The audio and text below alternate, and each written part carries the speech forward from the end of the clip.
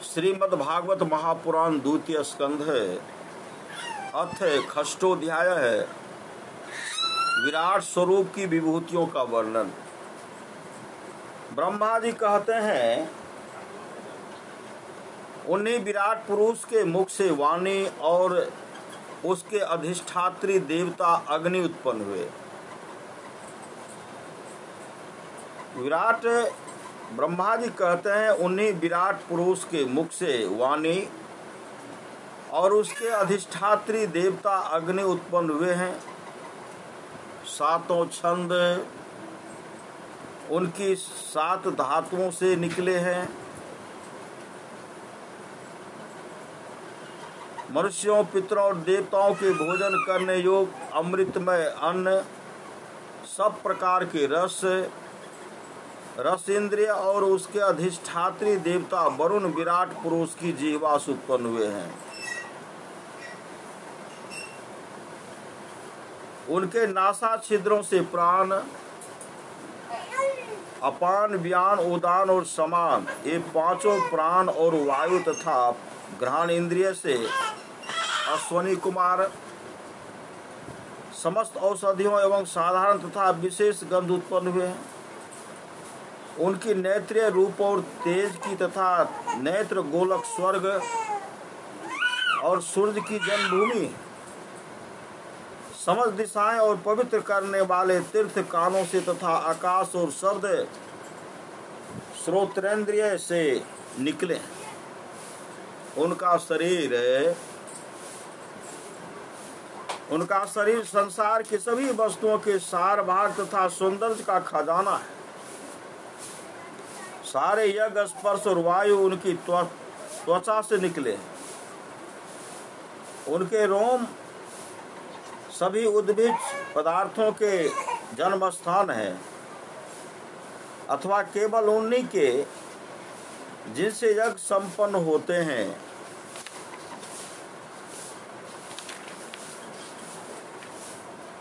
उनके केश, दाढ़ी, मूछ और नखों से मेघ, बिजली, शिला एवं लोहा आदि धातु में तथा भुजाओं से प्रायः संसार की रक्षा करने वाले लोकपाल प्रकट हुए। संसार की रक्षा करने वाले लोकपाल प्रकट हुए हैं। उनका चलना फिरना, भूवः स्वः तीनों लोकों का आश्रय है। उनके चरण कमल प्राप्त की रक्षा करते हैं और भयों को भगा देते हैं तथा समस्त कामनाओं की पूर्ति उन्हीं से होती है। विराट पुरुष का लिंग जल, वीर्य, सृष्टि, मेघ और प्रजापति का आधार है तथा उनकी जन इंद्रिय मैथुन जनित आनंद का उद्गम है। विराट पुरुष का लिंग जल, वीर्य, सृष्टि, मेघ और प्रजापति का आधार है तथा उनकी जन इंद्रिय मैथुन जनित आनंद का उद्गम है। नारद जी विराट पुरुष की पायु इंद्रिय यम, मित्र और बल त्याग तथा गुदा द्वार, हिंसा, निवृत्ति, मृत्यु और नरक का उत्पत्ति स्थान है। उनकी पीठ से पराजय, अधर्म और अज्ञान, नारियों से नद नदी और हड्डियों से पर्वतों का निर्माण हुआ है। उनके उदर में मूल प्रकृति, रस नाम की धातु तथा समुद्र, समस्त प्राणी और उनकी मृत्यु समाई हुई है। उनका हृदय ही मन की जन्मभूमि है। नारद, हम तुम धर्म, सनकादि, शंकर, विज्ञान और अंतःकरण सब के सब उनके चित्त के आश्रित हैं। कहाँ तक गिनाए? मैं, तुम, तुम्हारे बड़े भाई सनकादि, शंकर, देवता, दैत्य, मनुष्य, नाग, पक्षी, मृग, रेंगने वाले जंतु, गंधर्व, अप्सराएं, यक्ष, राक्षस, भूत, प्रेत, सर्प, पशु, पितर सिद्ध विद्याधर चारण वृक्ष और नाना प्रकार के जीव जो आकाश जल या स्थल में रहते हैं, ग्रह नक्षत्र केतु पुच्छल तारे बिजली और बादल, ये सब के सब विराट पुरुष ही हैं। यह संपूर्ण विश्व जो कुछ कभी था है या होगा, सबको वह घेरे हुए है और उसके अंदर यह विश्व उसके केवल 10 अंगुली के परिमाण में ही स्थित है। जैसे सूर्य अपने मंडल को प्रकाशित करते ही बाहर भी प्रकाश फैलाते हैं, वैसे ही पुराण पुरुष परमात्मा भी संपूर्ण विराट विग्रह को प्रकाशित करते हुए ही उसके बाहर भीतर सर्वत्र एक रस प्रकाशित हो रहा है। मुनिवर, जो कुछ मनुष्य की क्रिया और संकल्प से बनता है उससे वह परे है और अमृत एवं अभय पद मोक्ष का स्वामी है। यही कारण है कि कोई भी उसकी महिमा का पार नहीं पा सकता। कोई भी उसकी महिमा का पार नहीं पा सकता। संपूर्ण लोक भगवान के एक पाद मात्र अंश मात्र हैं तथा उनके अंश मात्र लोकों में समस्त प्राणी निवास करते हैं। भूलोक, भुवरलोक और स्वर्लोक के ऊपर महरलोक है, उसके भी ऊपर जन तप और सत्य लोकों में क्रमशः अमृत, क्षेम एवं अभय का नित्य निवास है। श्री सद्गुरु महाराज की जय। जन तप और सत्य, इन तीनों लोकों में ब्रह्मचारी, वानप्रस्थ एवं सन्यासी निवास करते हैं। दीर्घकालीन ब्रह्मचर्य से रहित गृहस्थ भूलोक, भुवरलोक और स्वर्गलोक के भीतर ही निवास करते हैं। शास्त्रों में 2 मार्ग बतलाए गए हैं, एक अविद्यारूप कर्म मार्ग जो सकाम पुरुषों के लिए है और दूसरा उपासना रूप विद्या का मार्ग जो निष्काम उपासकों के लिए है। मनुष्य दोनों में से किसी एक का आश्रय लेकर भोग प्राप्त कराने वाले दक्षिण मार्ग से अथवा मोक्ष प्राप्त कराने वाले उत्तर मार्ग से यात्रा करता है। किंतु पुरुषोत्तम भगवान दोनों के आधारभूत हैं। किंतु पुरुषोत्तम भगवान जो हैं दोनों के आधारभूत हैं। जैसे सूर्य अपनी किरणों से सबको प्रकाशित करते हुए भी सबसे अलग हैं, वैसे ही जिन परमात्मा से इन अंड और पंचभूत एकादश इंद्रिय एवं गुण में विराट की उत्पत्ति हुई है, वे प्रभु ही इन समस्त वस्तुओं के अंदर और उनके रूप में रहते हुए भी उनसे सर्वथा अतीत है। जिस समय इस विराट पुरुष के नाभि कमल से मेरा जन्म हुआ, उस समय इस पुरुष के अंगों का अतिरिक्त कुछ मुझे और कोई भी यज्ञ की सामग्री नहीं मिले। तब मैंने उनके अंगों में ही यज्ञ के पशु, यूप, स्तंभ, कुश यह यज्ञ भूमि और यज्ञ के योग उत्तम काल की कल्पना की। ऋषि श्रेष्ठ,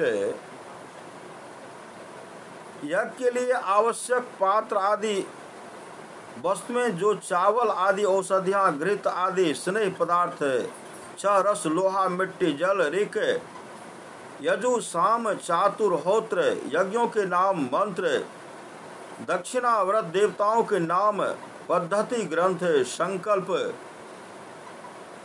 तंत्र, अधिष्ठान की अनुष्ठान की रीति, गति, मति, श्रद्धा, प्रायश्चित और समर्पण, यह समस्त यज्ञ सामग्री मैंने विराट पुरुष के अंगों से ही इकट्ठी की। इस प्रकार विराट पुरुष के अंगों से ही सारी सामग्री का संग्रह करके मैंने उन्हीं सामग्रियों से उन यज्ञ स्वरूप परमात्मा का यज्ञ के द्वारा यजन किया।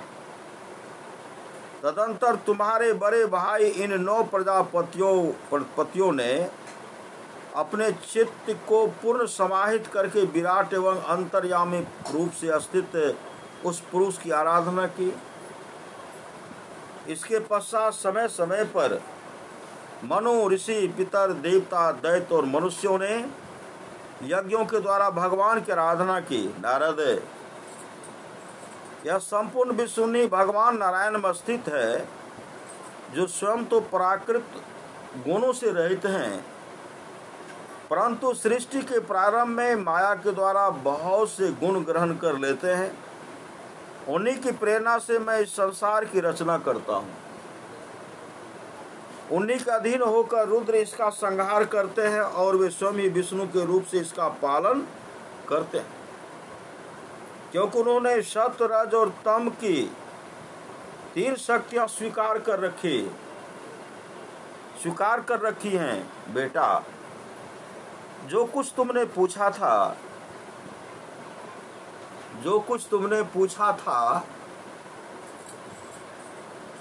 उसका उत्तर मैंने तुम्हें दे दिया। भाव या अभाव, कार्य या कारण के रूप में ऐसी कोई भी वस्तु नहीं है जो भगवान से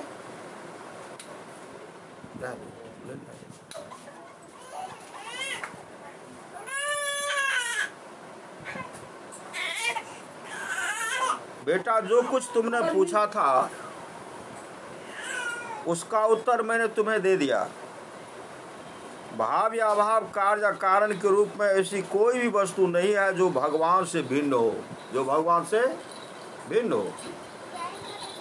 प्यारे नारद, मैं प्रेम पूर्ण एवं उत्कंठित हृदय से भगवान के स्मरण में मग्न रहता हूँ। इसी से मेरी वाणी कभी असत्य होती नहीं दिखती। मेरा मन कभी असत संकल्प नहीं करता और मेरी इंद्रियां भी कभी मर्यादा को उल्लंघन करके कुमार्ग में नहीं जाती। मैं वेद मूर्ति हूँ।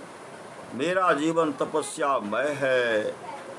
बड़े बड़े प्रजापति मेरी वंदना करते हैं और मैं उनका स्वामी हूँ। पहले मैंने बड़ी निष्ठा से योग का सर्वांग अनुष्ठान किया था, परंतु मैं अपने मूल कारण परमात्मा के स्वरूप को नहीं जान सका, क्योंकि वे तो एकमात्र भक्ति से ही प्राप्त होते हैं।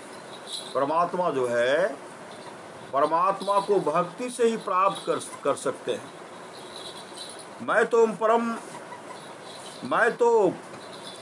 परम मंगलमय एवं शरण आए हुए भक्तों को जन्म मृत्यु से छुड़ाने वाले परम कल्याण स्वरूप भगवान के चरणों को ही नमस्कार करता हूँ। उनकी माया की शक्ति अपार है। जैसे आकाश अपने अंत को नहीं जानता, वैसे ही वे भी अपनी महिमा का विस्तार नहीं जानते। ऐसी स्थिति में दूसरे तो उसका पार पा ही कैसे सकते हैं। मैं, मेरे पुत्र, तुम लोग और शंकर जी भी उनके सत्स्वरूप को नहीं जानते।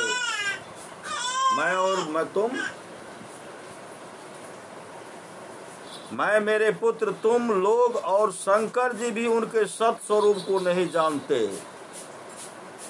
तब दूसरे देवता तुम्हें जान ही कैसे सकते हैं। हम सब इस प्रकार मोहित हो रहे हैं कि उनकी माया के द्वारा रचे हुए जगत को भी ठीक ठीक नहीं समझ सकते हैं। अपनी बुद्धि के अनुसार ही अटकल लगाते हैं। हम लोग केवल जिनके अवतार की लीलाओं का गान ही करते रहते हैं, उनके तत्व को नहीं जानते। परमात्मा के तत्व को नहीं जानते। परमात्मा के तत्व को जानते हैं जो संत सदगुरु होते, जो अपने आप स्वरूप को प्राप्त कर लेते हैं। उन भगवान के श्री चरणों में मैं नमस्कार करता हूँ। वे अजन्मा एवं पुरुषोत्तम हैं। प्रत्येक कल्प में वे स्वयं अपने आप में अपने आप की सृष्टि करते हैं, रक्षा करते हैं और संहार कर लेते हैं। वे माया के लेस से रहित केवल ज्ञान स्वरूप है और अंतर आत्मा के रूप में एक रस स्थित हैं। वे तीनों काल में सत्य एवं परिपूर्ण है, न उनका आदि है न अंत है। वे तीनों गुणों से रहित सनातन एवं अद्वितीय हैं। नारद, महात्मा लोग जिस समय अपने अंतःकरण, इंद्रिय और शरीर को शांत कर लेते हैं, उस समय उनका साक्षात करते हैं। किनका? परमात्मा का। जो अपने अंतःकरण, जिसमें अपने अंतःकरण, इंद्रिय और शरीर को शांत कर लेते हैं, उस समय उनका साक्षात्कार करते हैं। परंतु जब औसत पुरुष के द्वारा कुतर्कों का जाल बिछाकर उनको ढक दिया जाता है, तब उनके दर्शन नहीं हो पाते। परमात्मा का पहला अवतार विराट पुरुष है। परमात्मा का पहला अवतार क्या है? विराट पुरुष है। उसके सिवा काल, स्वभाव, कार्य, कारण, मन, पंचभूत, अहंकार, तीनों गुण, इंद्रियां, ब्रह्मांड, शरीर उसका अभिमानी, स्थावर और जंगम जीव, सब के सब उन्हें अनंत भगवान के ही रूप हैं। उन अनंत भगवान के ही रूप हैं। मैं, शंकर, विष्णु, दक्ष आदि ये प्रजापति, तुम और तुम्हारे जैसे अन्य भक्तजन, स्वर्गलोक के रक्षक, पक्षियों के राजा, मनुष्य लोक के राजा, नीचे के लोकों की राजा, गंधर्व, विद्याधर और चारणों के अधिनायक, यक्ष, राक्षस, सांप और नागों के स्वामी, महर्षि, पितृपति, दैत्येंद्र, सिद्धेश्वर, दानवराज और भी प्रेत, पिशाच, भूत, कुष्मांड, जल, जंतु, मृग और पक्षियों के स्वामी एवं संसार में और भी जितनी वस्तुएं ऐश्वर्य, तेज, इंद्रिय बल, मनोबल, शरीर बल या क्षमा से युक्त हैं, अथवा जो भी विशेष सौंदर्य, लज्जा, वैभव तथा विभूति से युक्त हैं, एवं जितनी भी वस्तुएं अद्भुत वर्ण वाली, रूपवान या अरूप हैं, वे सब के सब परम तत्वमय भगवत स्वरूप ही हैं। नारद, इनके सिवा परम पुरुष परमात्मा के परम पवित्र एवं प्रधान लीलावतार भी शास्त्रों में वर्णित हैं।